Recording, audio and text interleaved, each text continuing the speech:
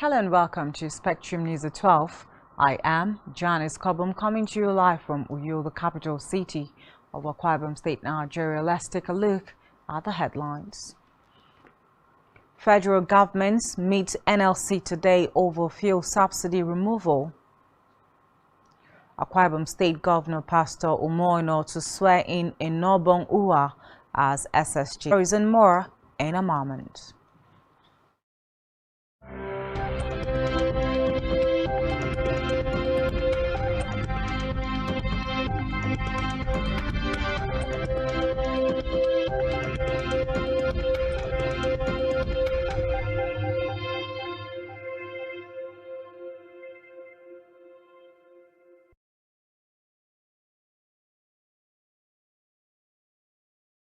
Many thanks for joining us this afternoon on the news. First in our bulletin is that the federal government representatives are expected to meet with the leadership of the Nigerian Labour Congress NLC live interview. Ajero said even with the good intention of President Bola Tinubu, alternatives must be provided to curb the hardship on the masses. The NLC boss listed the alternatives to include the repair of the nation's 4 refineries, provision of transportation of alternatives for the Nigerian workers, amongst others. In a related development, the Trade Union Congress of Nigeria, TUC, has said that President Bola Tinubu cannot solely take the decision to remove subsidy payment, consultation and stakeholders' engagement before making any decision on the delicate matter. The Congress said there are a host of issues that need to be amicably considered and resolved before such a decision can be taken by the President. Meanwhile, fuel queues have since resurfaced across the country since the presidential pronouncement as Nigerians forage for the premium products. The TUC said the President cannot unilaterally take a decision on subsidy removal, saying that there was a reason the immediate past administration of Muhammadu Buhari pushed a sensitive issue to the new country. Has said that the federal government spent a sum of over 11 trillion naira from 2010 to date on rehabilitation of refineries.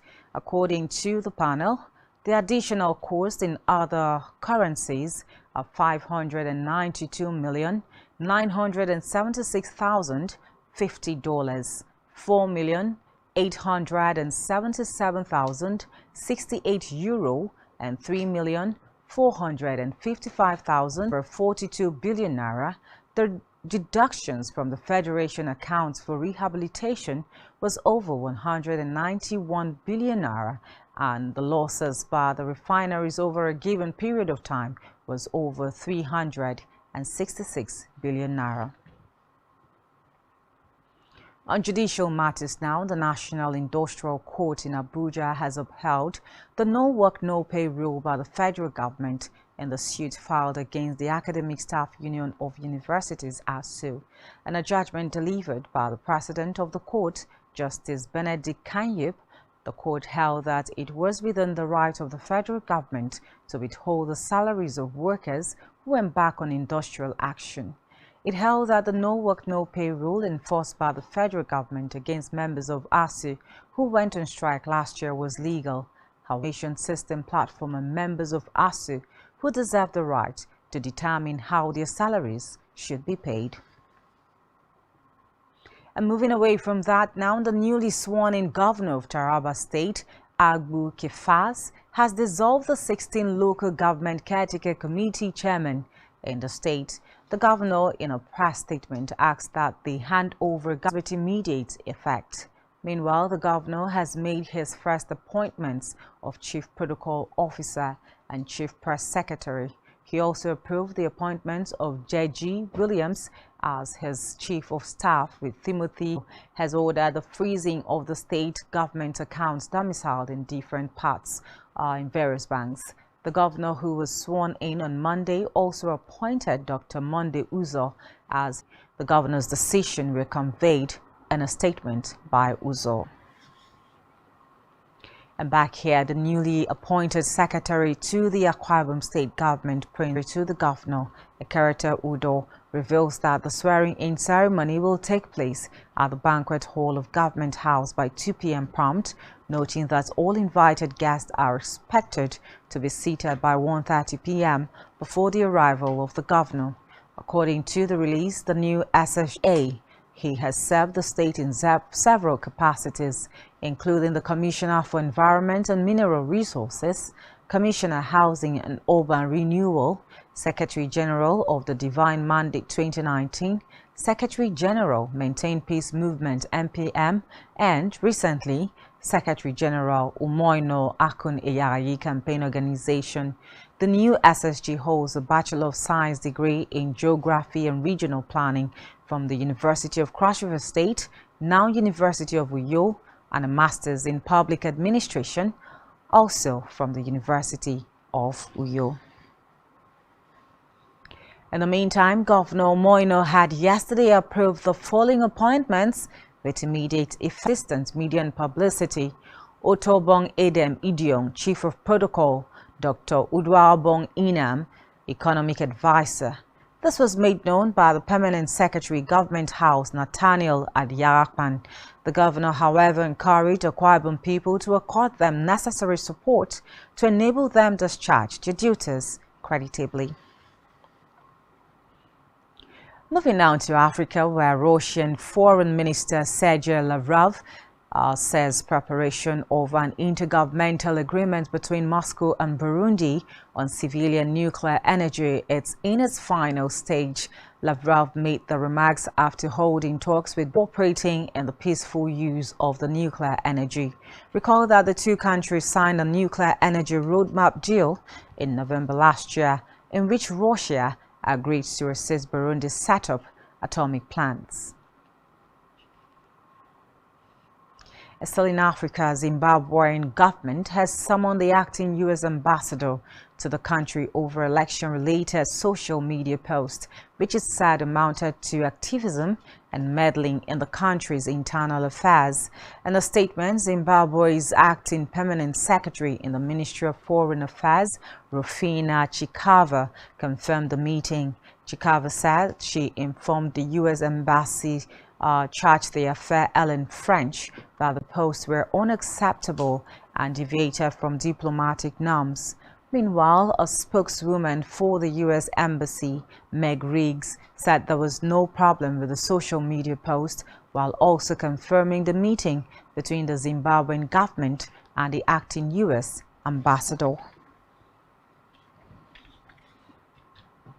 Moving now to the foreign scene, Ukraine has denied involvement in the drone attack on Russia's capital, Moscow, and responded with derision. An advisor to the presidential office in Kyiv, Mikhailo Podolyak, said they are not directly involved. He scoffed that Russian drones may have returned to their senders. At the same time, the Ukrainian government's advisor predicated that the number of attacks on Russian territories would probably continue to increase. Still on the four were killed and 19 others injured in Ukrainian shelling of Luhansk. Pashinik made this known on his Telegram page, noting that settlements with Italian footballer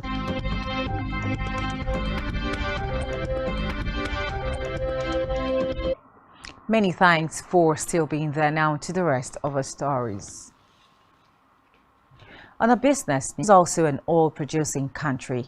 Past reports have shown that Nigeria suffers declining revenue despite a widening budget deficit, while Indonesia targets a budget surplus. Nigeria has consistently maintained a wide budget deficit. According to an analysis of the federal government's data from the Budget Office of the Federation, the total budget deficit under the former President Muhammadu Buhari was set to hit 47.43 trillion naira in 2020, 2021 and 2022-2023 fiscal years.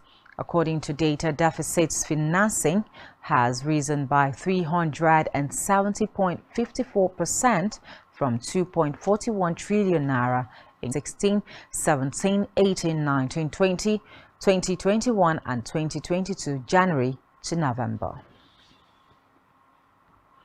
And still talking business, the level of domestic transactions on the Nigerian Exchange Limited has dropped by 45.30% in 16 years from 3.556 trillion naira in 2007 to 1. Local boost for April.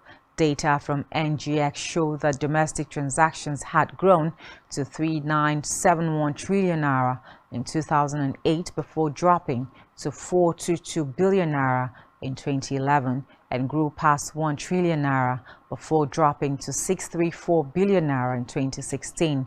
It suffered another dip over the same period. Foreign transactions on the NGX also decreased by 38.47% from 616 billion naira to 379 billion naira. Meanwhile, total domestic transactions accounted for about 84% of the total transactions carried out in 2022, whilst foreign transactions accounted for about 16% of the total transactions in the same period. In health sector, stakeholders in the health sector have urged President Bola Tinubu to address the lingering health issues in the country.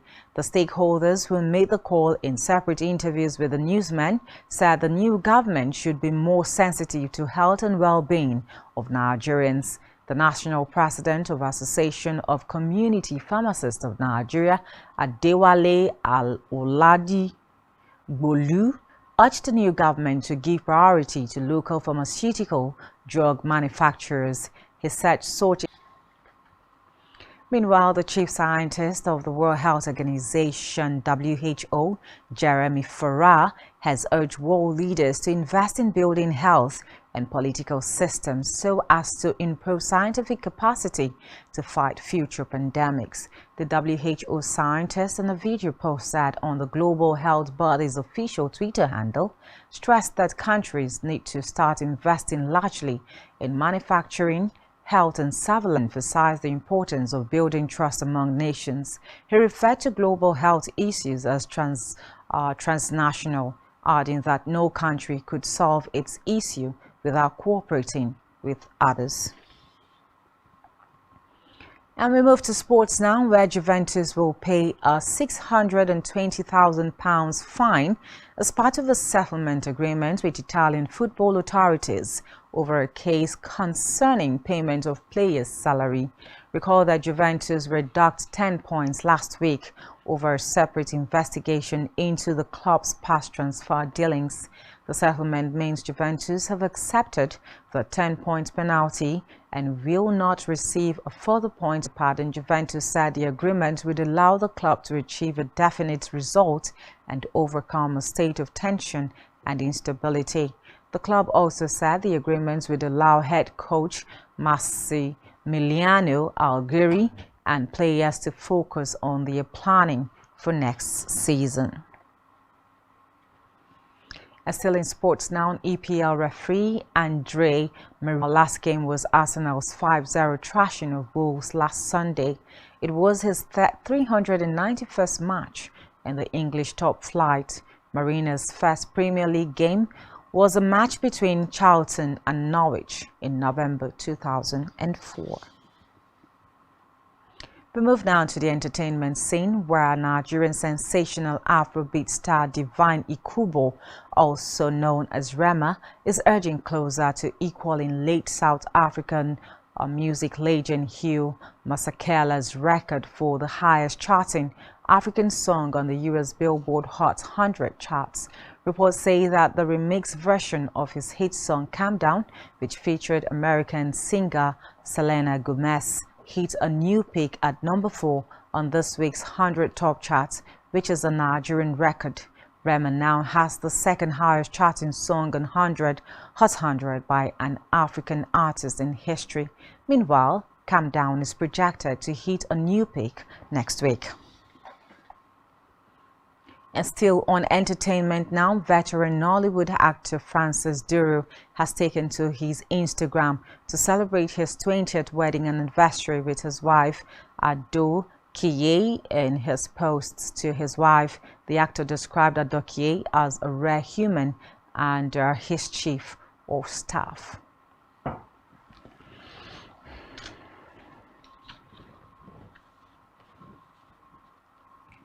And that's all we have for you at this moment. Do well to follow us on all our social media handles and ensure to subscribe to your YouTube channel, all of which you can find on our website at spectrumtv.ng.